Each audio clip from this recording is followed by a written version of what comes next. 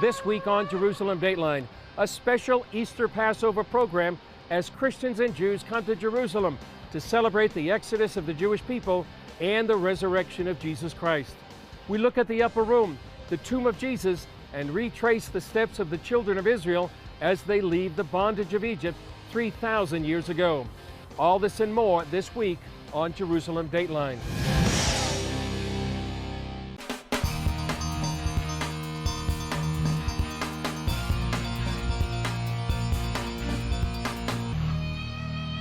Hello and welcome to this special edition of Jerusalem Dateline. I'm Chris Mitchell, coming to this week just outside the walls of Jerusalem's Old City, where Jews and Christians are coming to celebrate both Easter and Passover.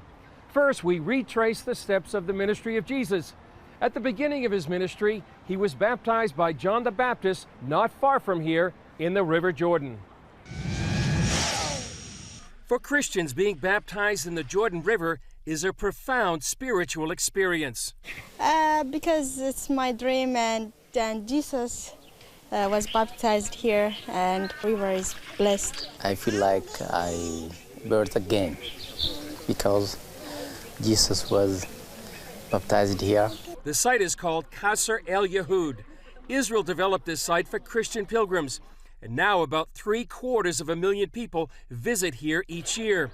While there's no proof this is the exact location of the baptism of Jesus, it remains a special place. I read the Bible, I preach the Bible, and for us to be here and actually experience it firsthand, it sort of underscores and affirms what they hear week after week as we present God's Word to the people. This is the area where some people believe the prophet Elijah ascended into heaven in a fiery chariot, and where the children of Israel crossed over the River Jordan into the Promised Land. Tour guide Ben David Catriel gives two reasons why this might be the area Joshua brought the Israelites on their way to Jericho. There are passages in the Jordan, places that are easier to pass. That never changes, that's topography. But except that, we have Jericho. There is no argument about the location of Jericho. Actually, this is the first Aliyah that took place. This is a combination where the Bible or the stories of the Bible meet. Retired General Uzi Dayan says the Jewish people returned here from Egypt more than 3,000 years ago. 3 millennia later, Jews are still returning to the land of Israel, where you can see biblical prophecies come to life. This can happen only here. You can't do that in any other country in the world. And if you believe in the book, so Israel is the best place for that. Come, make this part of your plans, because this will enrich your faith and deepen your devotion to Jesus, which is what it's all about. For many, it's especially meaningful just before the celebration of the resurrection of Jesus Christ. As Christians celebrate Easter, they remember the Passover meal that Jesus had with his disciples. Here in Jerusalem, the upper room is the traditional site of that Last Supper. And now Israeli archaeologists are finding more about this place with state-of-the-art technology. The Bible tells us Jesus had a final Passover meal with his disciples before going to the cross. The Cenaculum on Mount Zion is the traditional site, but is this where it really happened? Christian pilgrims from all over the world come here to the upper room to remember the Last Supper of Jesus Christ. Now Israeli archaeologists know more about this site than ever before. The Last Supper room is one of the most holy places in Jerusalem. We couldn't conduct here clear and classical archaeological excavation. So they turned to state-of-the-art technology to uncover the upper room's secrets. Using laser measurement, laser scanning, and an advanced photography technique, we managed to create an accurate 3D model of the place. We even managed to penetrate inside the ancient stones. For years, many wondered, when was the room built, and is it the real place? Suddenly, we needed to decipher signs and symbols from the wall. Suddenly, we managed to date it, and this wonderful structure is dating to the Crusader period.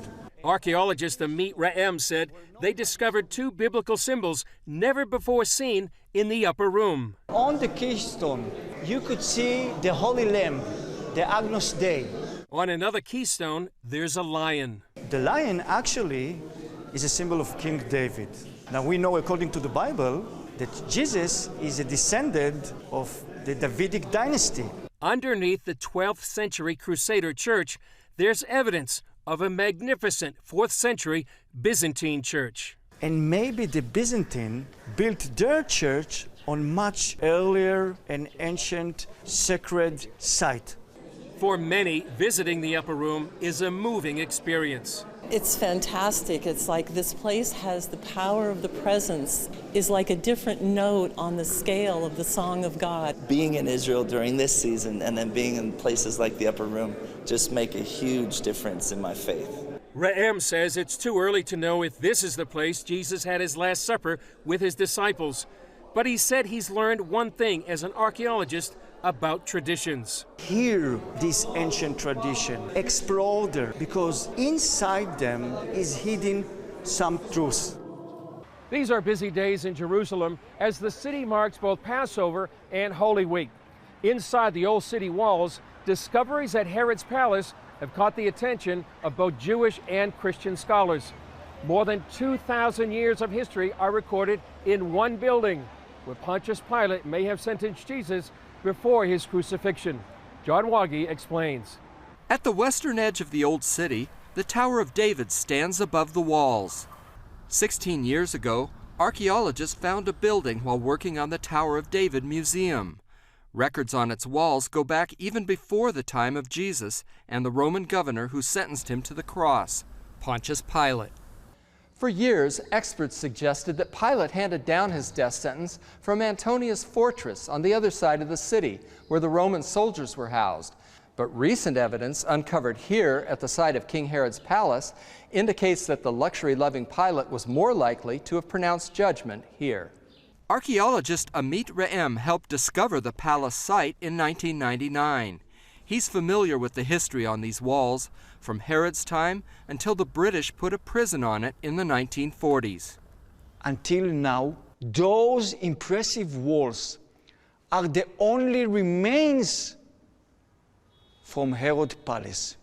We do not know what happened to the superstructures, to the palace itself. Maybe it was destroyed in the big revolt. Maybe it was destroyed by the Romans. Maybe it was destroyed by the Crusaders or the Ottoman. We don't know exactly where Jesus was tried, where he had his interview before Pontius Pilate, but we know it's somewhere in Herod's palace.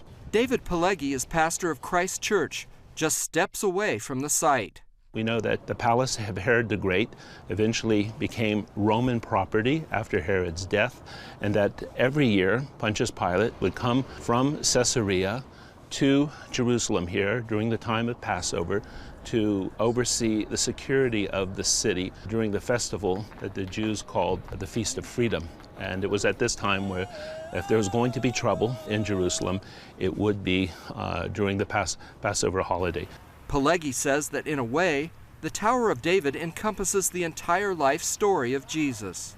Scholars have been saying for half a century that the life of Jesus begins at the Tower of David, or what was then Herod's palace. That's when the Magi come to visit King Herod. And his life ends basically when Pontius Pilate sentences him to death, pretty much in the same location. So there's some very interesting irony in this story. Israeli archaeologist Renee Sivan is still struck by its power and opulence, even though she helped begin the digging. Jerusalem is like an onion. You peel it, and it never ends. But then you cry a bit, but not too much. That is what happens here. Pileggi calls the Tower of David the best museum in the city and says tourists would do well to start their journey here. Now we have the extra bonus of having the very place where Jesus was sent to execution by Pontius Pilate, and this will help Christians better visualize those monumentous events that happened to Jesus the Messiah, Jesus of Nazareth, in the last week of his life. And just a couple of miles away, the Mount of Olives, where Scripture says he'll come again. John Wagi, CBN News, Jerusalem. Up next, Come with us as archaeologists uncover what might be the tomb of Jesus Christ.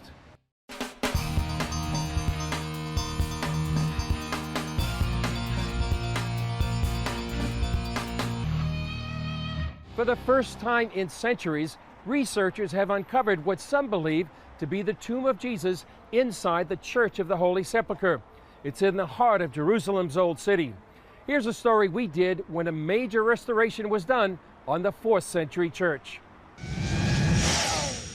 This National Geographic video shows workmen uncovering the marble slab over the tomb on October 26th. As the video says, the modest tomb has never before been photographed, and no drawings exist. It reported conservationists were surprised to find something their instruments didn't detect, a layer of debris beneath the marble cover. Then underneath the debris, they found another marble slab with a cross carved into its surface. Then they saw the original burial bed.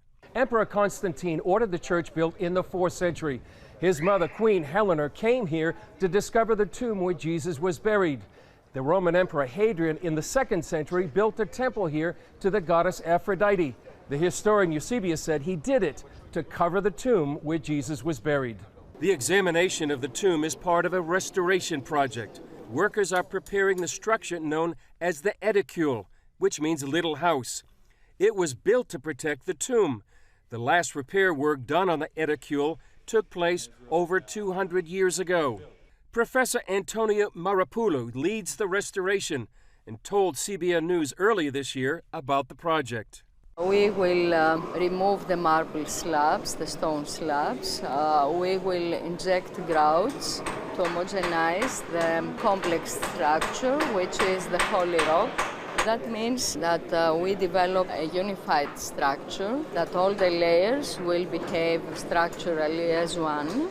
And upon this, after repairing with new compatible and performing mortars and concrete, we will readjust the stone slabs with titanium bolts. For the workers, it's more than a job. Vasilios Sefelis is a Greek civil engineer. So I'm very excited because I'm a Christian Orthodox and I am working in Greece in monuments like this. But this is a specialized project, very specialized project. I don't believe that I can go to something bigger than this. Each one of us in front of the Holy Tomb feels the values of the Holy Tomb. And the Holy Tomb is the most alive place in the world. It gives the message of resurrection. Coming up, the story of Exodus from Egypt in the Bible. Did it really happen?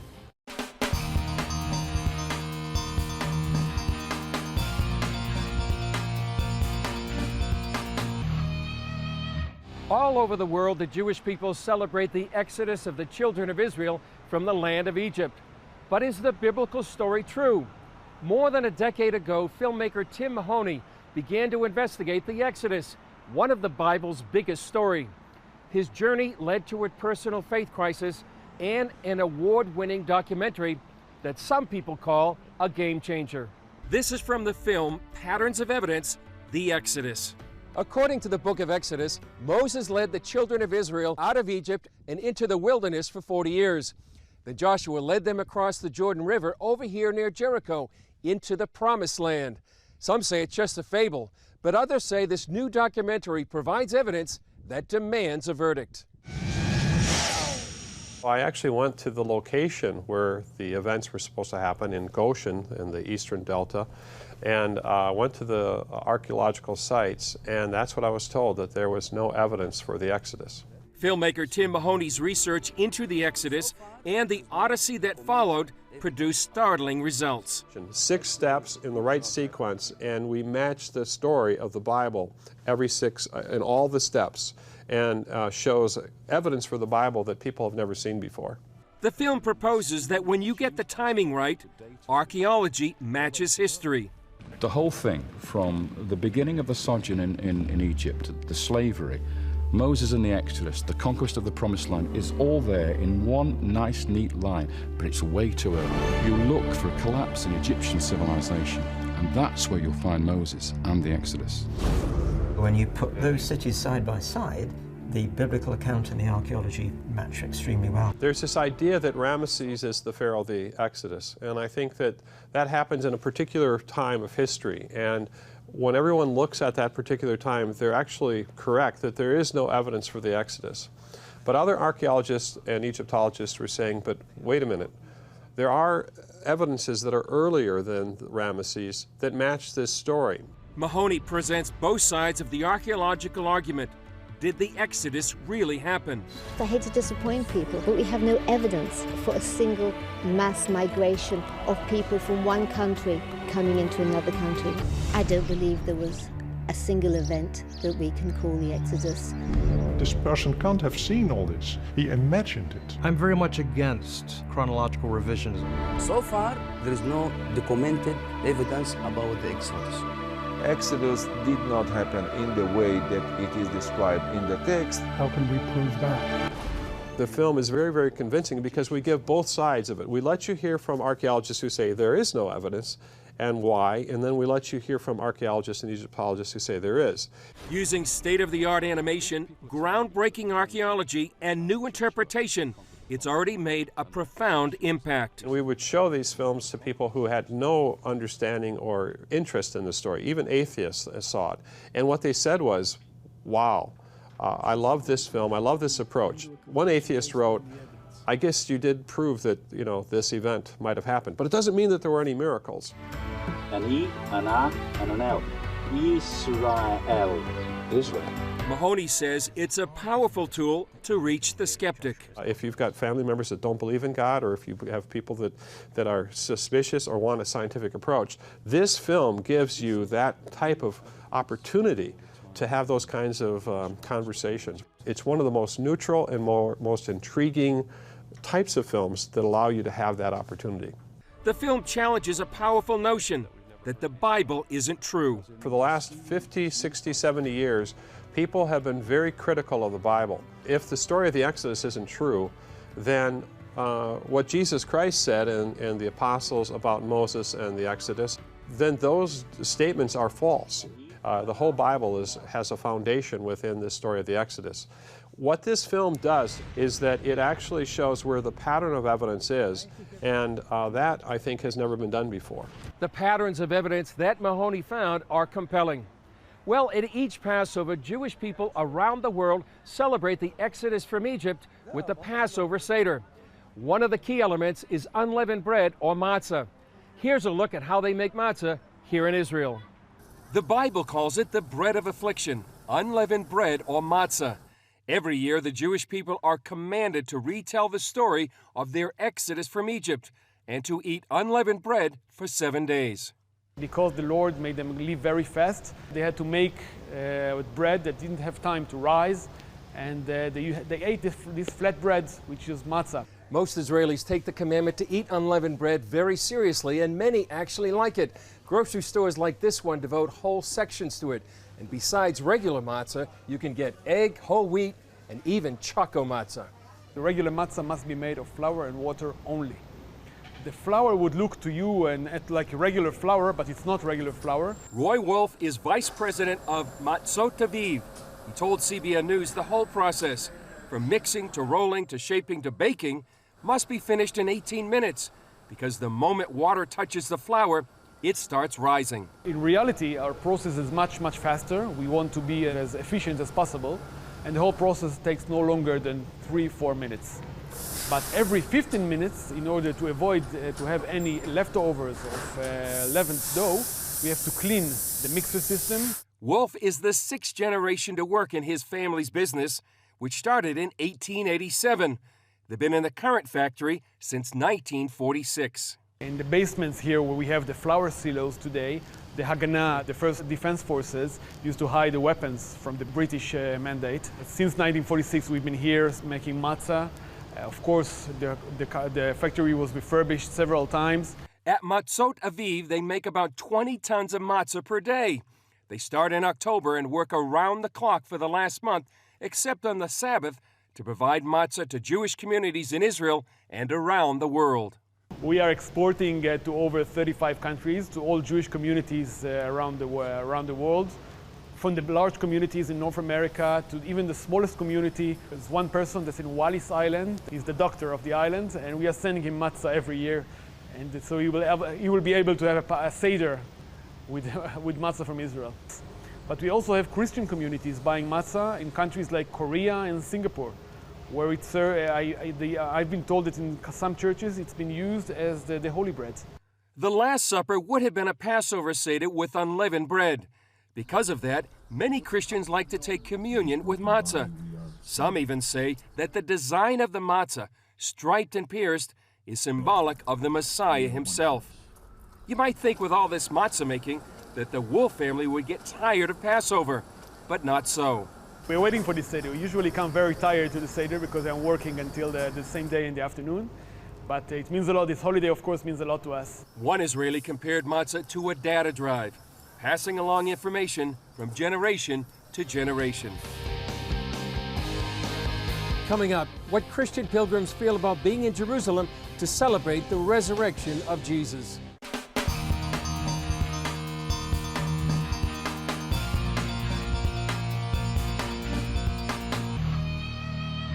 It's a special time of the year to be here in Jerusalem. Here's what some had to say about the experience.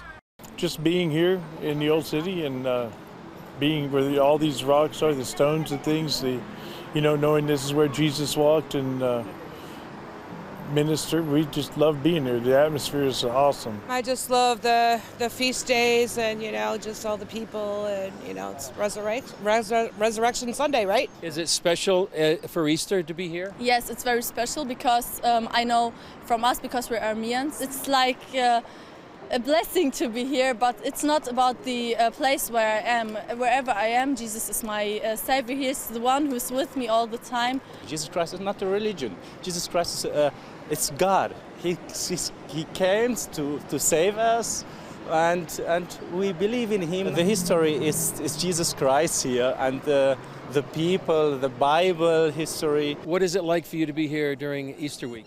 Oh, it's marvelous. It's the best place you ever can be. Well, it is an exciting time to be here in Jerusalem. Well, to all our Jewish friends, Chag Pesach Sameach, Happy Passover. And to our Christian friends, Happy Easter, Resurrection Day. That's all for this edition. Remember, you can follow us on Facebook, Twitter, Instagram, and YouTube. I'm Chris Mitchell. We'll see you next time on Jerusalem Dateline.